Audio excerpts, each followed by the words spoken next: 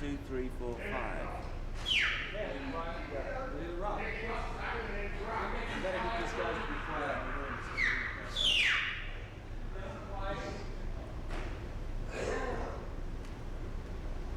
So Eddie, you've got a rather, as George put it, electronic career. When did rock and roll come into your life?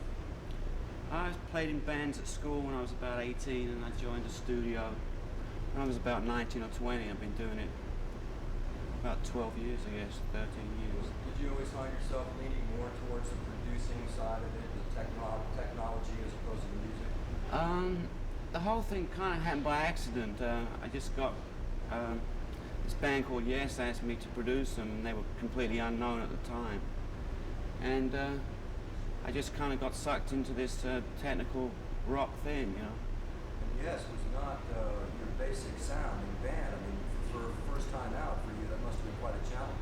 Yeah, I've been engineering for about 3 years, and when that happened, but it was a very challenging thing, absolutely. Which Yes albums? I know, but of course our viewers may not. Which Yes albums did you produce or engineer? It was the first one was the Yes album, and then came Fragile, Close to the Edge,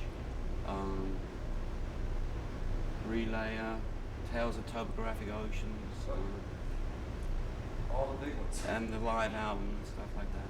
Are you happy to see Yes back on the charts now? Very happy. I'm really happy for them. Yeah, it's What great. was it like working with them at that time? Did they have any idea of what their career would do right from the start? I don't think they really knew, what kind of impact they would have on people. But did you work closely with the arranging of the songs, and did you know the sound that they were going for right from the get-go? No, it was more, it just came together. We tried to experiment a lot and be different. Bruford especially didn't want a stock kind of drum sound. And Chris Squire's sound, was just, he wanted his bass to cut through, and the only way to do that was to put lots of treble on it.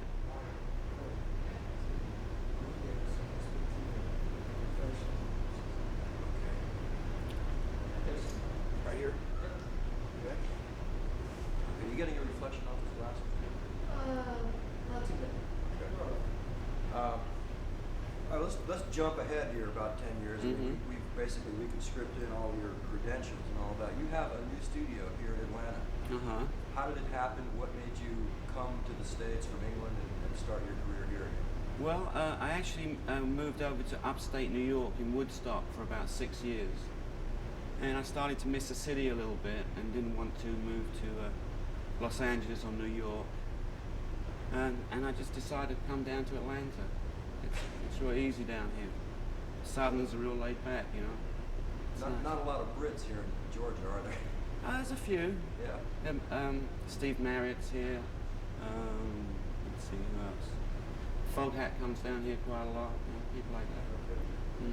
So you came down from Woodstock. Yeah. And you checked out some studios. So 5 seconds. 3, 4, 5. Say what you want. So you came down from Woodstock and checked around, and what did you find when you got here? That there was a need for what you're doing now? Not really, no. I don't come to a town with a need, looking for a town that's going to give me work or, I'm going to find talent from, because most of the bands I produce don't come from Atlanta, I did some stuff with Steve Marriott the other day, but I just worked with a Scottish band called Palace, and Blackfoot's not from Atlanta really, and I just basically fly in people that want to work with me down to here. What was this place before you made it a studio? There's like a big movie house in Atlanta called the Fox, and at one time they were going to tear it down. It's a real beautiful building. And the committee bought this place, and they were going to call it the Little Fox in case it got torn down. When it got saved, I bought this. That's the deal.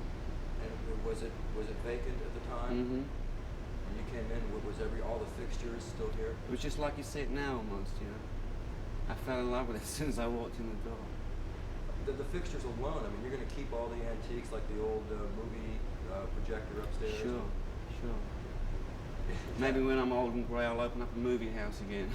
How? Yeah, really. You could convert into that. What?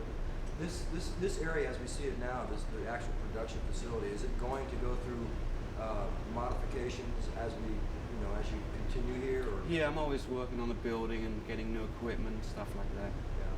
This idea of not having any separation between the producer and the band, why is it better for you? It came about because I used to go on the road with Yes a lot, and being on the road so much, when I got back to the studio, I felt like I was in a hospital, or it was real sterile. And there's absolutely no need for a piece of glass, It just inhibits communication, and the group feel like they're in a goldfish bowl or something, it's weird. Why do most studios do it then, if that's the case? Because when recording studios were first invented, they only had mono, and then it was stereo, then 4-track. In those situations, you have to be in an isolated room because you've got to mix the sound together without hearing the band. When 16 and 24-track came along, you just throw everything on a separate track, so you don't need that anymore.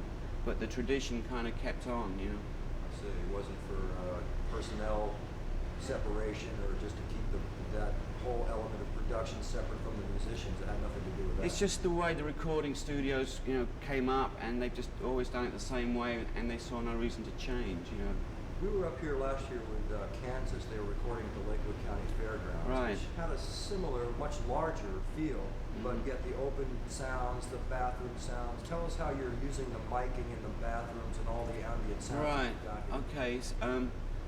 I mic the drums in the normal way, just like you would in any studio. But I also mic them from 20 feet away or 30 feet away and get this really big kind of drum sound. I put the guitar cabinets in some of the projection booths and stuff, and get a real kind of live sound on them, and it just seems to be a more natural way to go about making music, instead of being in a dead studio with heavily padded walls and recording the sound, then putting reverb back on. Here you've got it naturally from square one. You've got a more live sound coming out, so that if you wanted to muffle here or there, you could. Sure, you can get it as dead if you want to. You find that some of the bands that are coming to you for this facility and your expertise is to get maybe a more raw edge to their music, which is pretty popular now. They come to me for two reasons. That is one of the reasons, and secondly, like Blackfoot, and wanting to maybe be a little Wait, more. let me stop you right sorry. there. Tell me. I want you to say they come to me for two reasons, and give me the two reasons. Okay. They come to me for two reasons. One is for the raw sound of this studio and the live sound. And the other reason is because of my background in progressive music. Blackfoot felt they wanted to be just a little more progressive, not much, just a tad, and maybe just change their sound a little bit, and I hope I help them do that. What are you doing? Let's talk a little bit about the Blackfoot project, since it's the current one right now.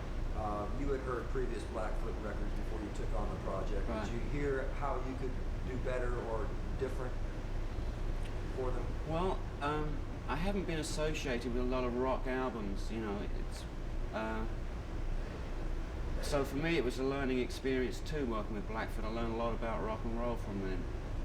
But I can take, any group of people and inject some kind of, change in direction for them a little bit, or, just some kind of newness for them.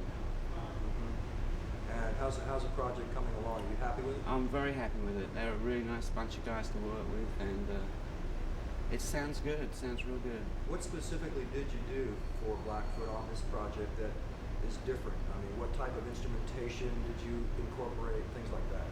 There's one track that starts off with